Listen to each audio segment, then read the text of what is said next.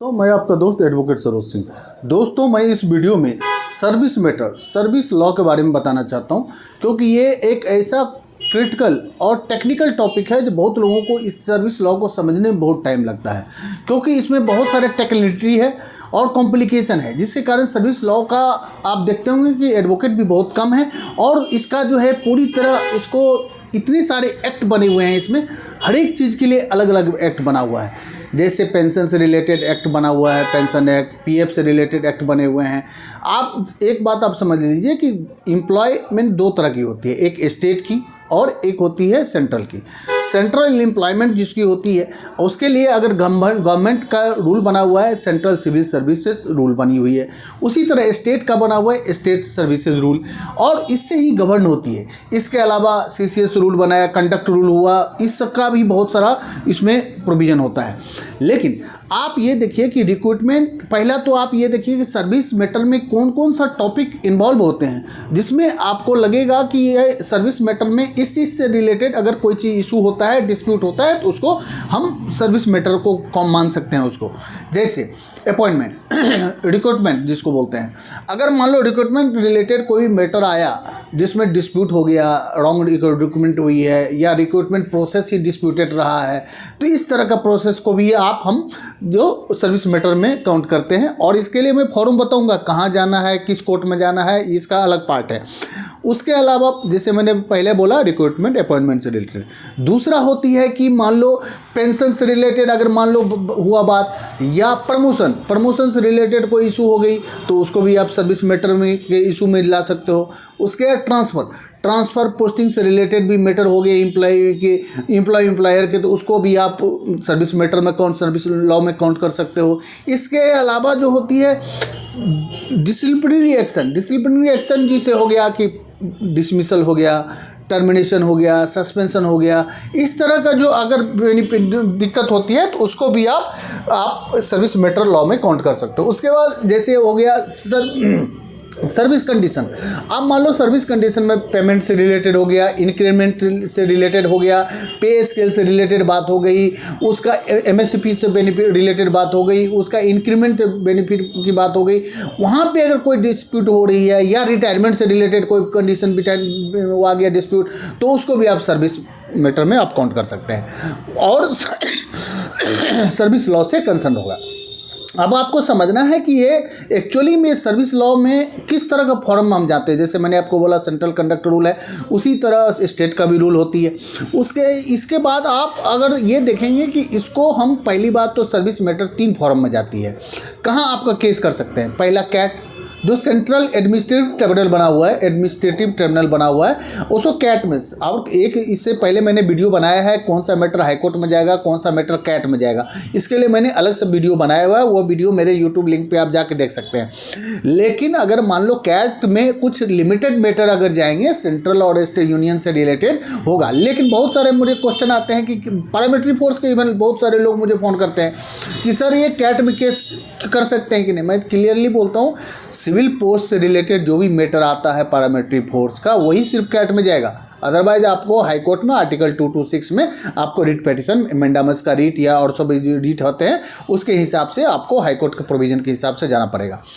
अब इसके अलावा भी अगर मान लो पहला तो हो गया एडमिनिस्ट्रेटिव ट्रिब्यूनल, उसके बाद फिर कैट हो गया। उसी तरह हर स्टेट का भी अलग अलग होता है। जैसे सेट हो गया स्टेट एडमिनिस्ट्रेटिव ट्रिब्यूनल। अब जैसे महाराष्ट्र में मैट के नाम से जानता है, महाराष्ट्र एडमिनिस्ट्रेटिव ट्रिब्यूनल, तो उसको सर्विस से हर एक अगर स्टेट की बात होगी तो वहाँ पे स्टेट से रिलेटेड ट्रिब्यूनल में जाएगा। सेंट्रल से रिलेटेड है तो सेंट्रल एडमिनिस्ट्रेटिव ट्रिब्यूनल कैट में जाएगा, जिसके हेड ऑफिस आप जानते हैं दिल्ली है। दूसरी बात, अब इसको ये समझना, हाँ, जैसे एक है industrial dispute, labour dispute tribunal, तो लेबर और इंडस्ट्रियल डिस्प्यूट ट्रिब्यूनल में जो एम्प्लॉयर वर्कमैन से रिलेटेड जो मैटर होती है, इंडस्ट्रियल डिस्प्यूट से मैटर आती है, तो उसके लिए अलग ट्रिब्यूनल बना हुआ है। तो ये अर्थ हर एक तरह का मैटर के लिए अलग अलग फॉर्म बने हुए हैं, उसी फॉर्म के हिसाब से आप जा सकते हैं। दूसरी बात, अगर मान लो कि एम्प्लॉयर को, आप मान लीजिए कि लॉ इस पे जो है ना, सबसे बड़ी बात है कि नेचुरल जस्टिस पे ये सर्विस मैटर जो होती है ना, ये बेस होता है नेचुरल जस्टिस पे। नेचुरल जस्टिस जैसे आपका बोला गया है कि नेचुरल जस्टिस में बताया गया, इसके मेरे वीडियो बने हुए हैं कि नेचुरल जस्टिस पे किस तरह के हर आदमी को अपना केस को डिफेंड करने का मौका दिया जाना चाहिए, अपॉर्चुनिटी दिया जाना चाहिए कि अपने केस को प्रॉपर रिप्रेजेंट करें, अपॉर्चुनिटी उनको दिया जाए कि विटनेस के क्रॉस एग्जामिनेशन करें, उसको पूरी तरह से अपने केस को डिफेंड करने का अपॉर्चुनिटी देना चाहिए। बहुत सारे मुझे केस में इस तरह का पता चलते हैं, मैं देखता हूँ रोज़, क्योंकि स्पेशली पार्लियामेंट्री फोर्स में तो इस तरह का बायसली डिपार्टमेंट इंक्वायरी तो बहुत सारा मैं देखता हूँ। क्योंकि क्या होते हैं, अगर इन डिपार्टमेंट इंक्वायरी हुई या वन साइडेड बना दिए, विटनेस भी उन्हीं के रहे, जो भी लिखना हुआ अपने से लिखा लिया, इंटेंशनली डिलिबरेटली फोर्सफुली उसको साइन करवा लिए, उसको रिकॉर्ड पे लगा दिया। भाई जब उन्हीं का विटनेस है और आप प्रेशराइज करके कि भैया आपको अपनी गलती मान लो, आपको डिसमिशन नहीं होगा, आपको छोटा सा मोटा पनिशमेंट दे देगा। बोले एम्प्लॉय भी समझ लेते हैं भैया मुझे छोटा पनिशमेंट मिलेगा, चलो अपनी बात को बोल देते हैं।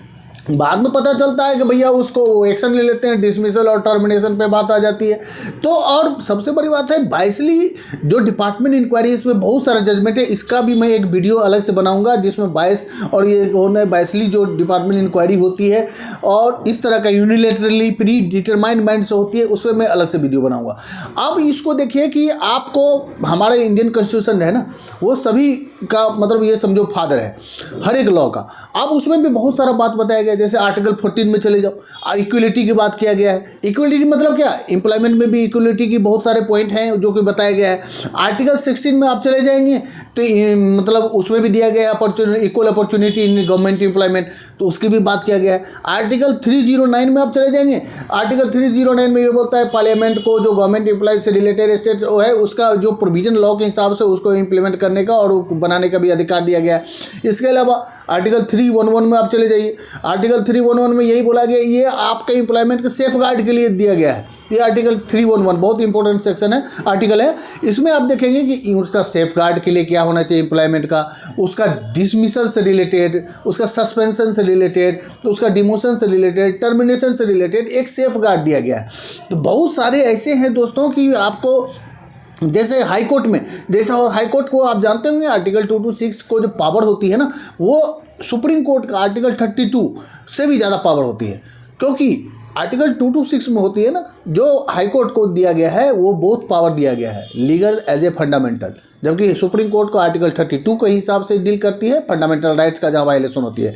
इसीलिए दोस्तों सर्विस मैटर जो मैंने बताया आपको, ये आप समझ लेंगे कि जैसे भी कोई तरह का डिस्प्यूट हो गया, डिसिप्लिनरी एक्शन से डिमोशन, टर्मिनेशन, ये सब सस्पेंशन इससे रिलेटेड होता है। सर्विस बेनिफिट से रिलेटेड जैसे हो गया आपको पेमेंट, पे स्केल, ये सब से रिलेटेड अगर कोई तरह की इशू होती है, इंक्रीमेंट से रिलेटेड इशू होती है वहाँ जाती है। ट्रांसफ़र पोस्टिंग से रिलेटेड कोई दिक्कत आ जाती है तो आप जा सकते हो।